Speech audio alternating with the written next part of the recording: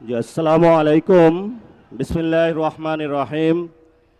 জুলাই গণ অভ্যুত্থানের দ্বিতীয় বার্ষিকী উপলক্ষে আজকের এই ঐতিহাসিক মহাসমাবেশে সম্মানিত সভাপতি, প্রধান অতিথি, ইকামতে দ্বীনের ভাইয়েরা, আজকে আমরা সবাই এখানে একসাথ হয়েছি জনতার কাতারে।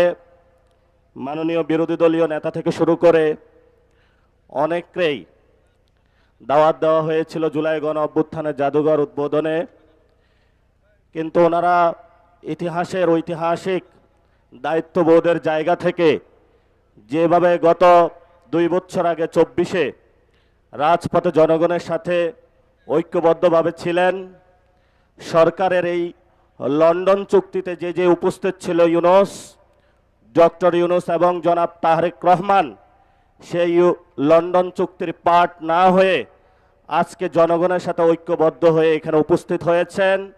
এই জন্য আপনাকে ধন্যবাদ জানাচ্ছি। সাথে সাথে আপনি একটি ঐতিহাসিক সিদ্ধান্ত নিয়েছিলেন।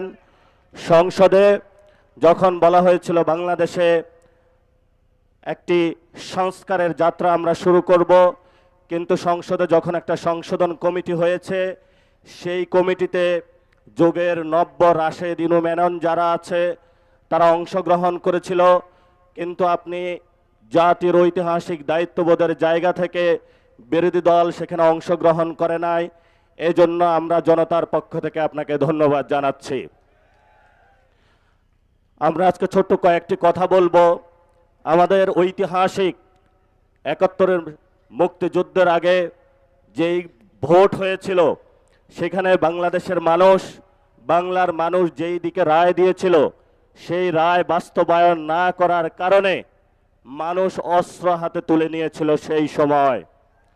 সেই সময়কালীন যাকে বলা হয় বঙ্গবন্ধু, উনি আসলে ভারত বন্ধু, সেই ভারতে পালিয়েছিলেন। বাংলাদেশের মানুষ, মুক্তিকামী মানুষ বাংলাদেশ যখন স্বাধীন করেছিল, সেখান ভারত থেকে উকি দিয়ে বাংলাদেশে এসে বললেন, আমি বাংলাদেশ স্বাধীন করেছি।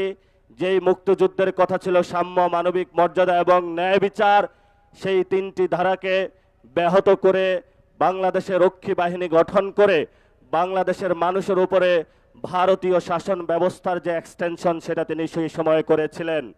তেমনি 24-এর গণ অভ্যুত্থানে যখন মানুষ হাসিনার ফেসিবাদীতে নির্যাতিত নিপীড়িত ছিল, সময়কালীন বাংলাদেশের সকল মানুষ রাজপথে ঐক্যবদ্ধভাবে নেমে যখন বাংলার মানুষকে মুক্তি দিয়েছিল, সেই সময়কালীন লন্ডন থেকে একজন বাংলাদেশে এসে ছাত্রদল যুবদলের সন্ত্রাসী বাহিনীকে উস্কে দিয়ে বললেন, আমি হলাম বাংলাদেশের এই গণ অভ্যুত্থানের মাস্টার মাইন্ড।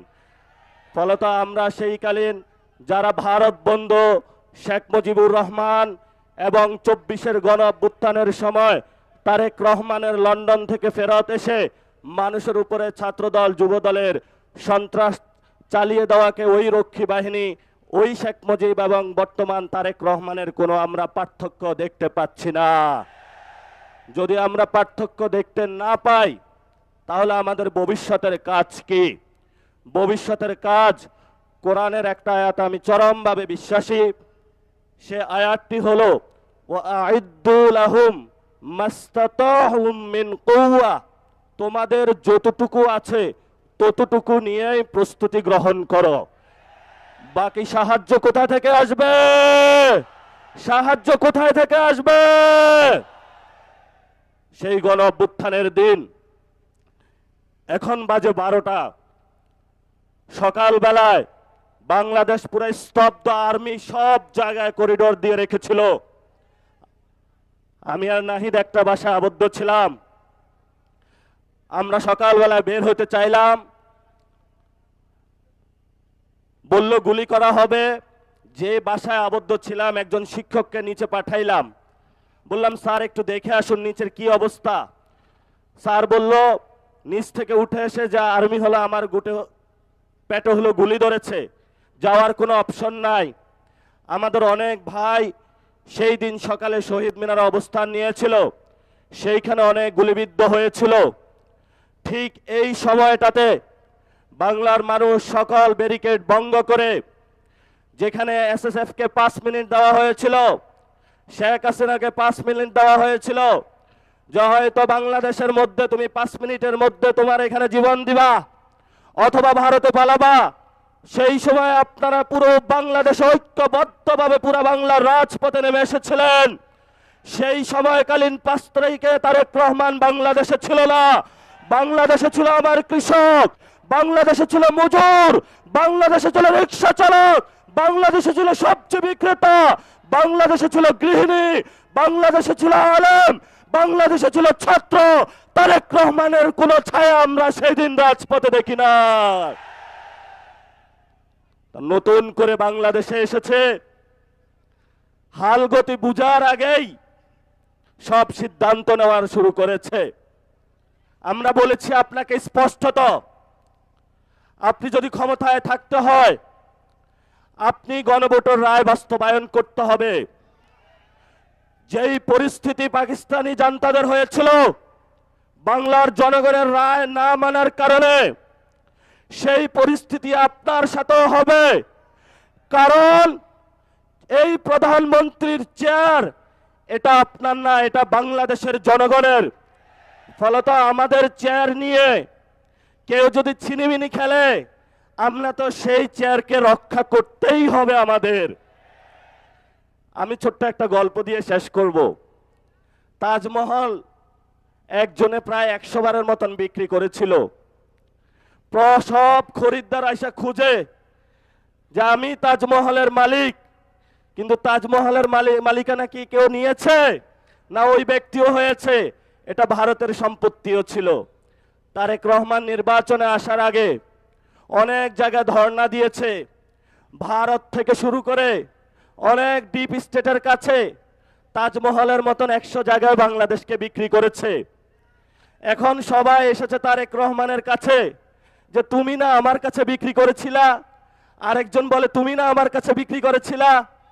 তারেক রহমান এখনো মাথা খারাপ হয়ে গিয়েছে, এখন তাদের পাওনা বুঝিয়ে দিতে পারছে না। কারণ বাংলাদেশের মালিকানা তারেক রহমানের নয়, বাংলাদেশের মালিকানা বাংলাদেশের জনগণের। আমাদেরকে এনশিওর করতে হবে যদি বাংলাদেশের মাটি, বাংলাদেশের বায়ু, বাংলাদেশের পানি ভারত বা অন্য রাষ্ট্রের কাছে কেউ বিক্রি করতে চায়, ক্ষমতার লোভে আমরা রাজপথে থেকে সেই সকল মানুষ থেকে বাংলাদেশের স্বাধীনতা এবং সার্বভৌমত্ব নিশ্চিত করতে হবে। এতে যদি আমাদের জীবনে যায় আমাদের কোনো পরোয়া আছে? চোখ তুলে নিয়েছে ইন্টারের একজন ছাত্রের, মাথা খারাপ হয়ে গিয়েছে যে চোখ তুলে ওদের। গতকালকে যোগসুর সম্মানিত যিনি নির্বাচিত জিএস উনি বললেন যে এখানে যোগসুতে যে টেন্ডারটা হবে এই টেন্ডার কোনো চাঁদাবাজদের হাতে পড়া যাবে না। যখনই এই কথা বলা হয়েছে ওরা রামদা চাপাতি হক স্টিক নিয়ে সর্বসম্মিলিত ঢাকার যারা সন্ত্রাসী গোষ্ঠী আছে একটা শিক্ষা প্রতিষ্ঠানে তারা আক্রমণ করেছে। সেখানে আক্রমণ করেই তারা ক্ষান্ত হয়নি। আপনারা দেখেছেন হবিগঞ্জে আমরা চিকিৎসা নিতে পারি নাই, সেখানে হসপিটালে গিয়ে তারা আক্রমণ করেছে। ঢাকাতেও গিয়ে তারা হসপিটালে অ্যাটাক করেছে, সেখানে চিকিৎসা নিতে দেয় নাই।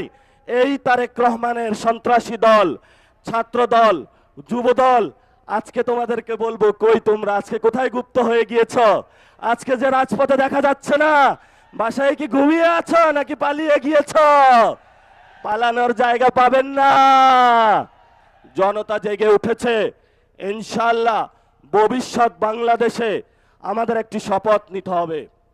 এই শপথ হলো আগামীতে ইসলাম এবং সার্বভৌমত্বকে নিয়ে অনেক ষড়যন্ত্র শুরু হয়েছে। আপনারাই একমাত্র গার্ড, যারা এটা রক্ষা করবেন।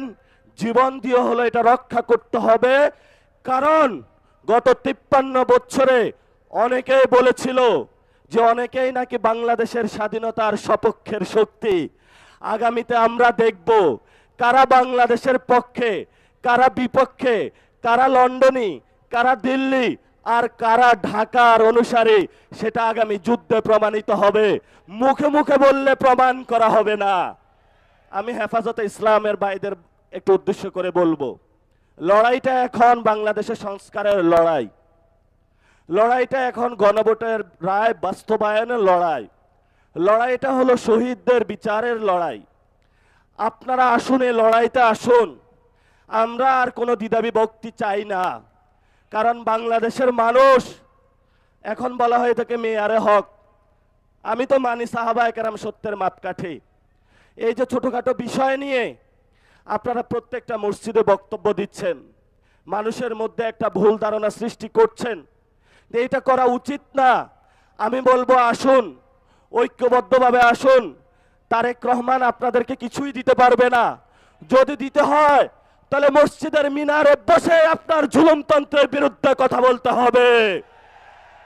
ইসলাম আমাদেরকে শিখিয়েছে বাতিলের বিরুদ্ধে কথা বলতে হবে, বাতিলের সাথে কোনো নেগোসিয়েশন করে নয়।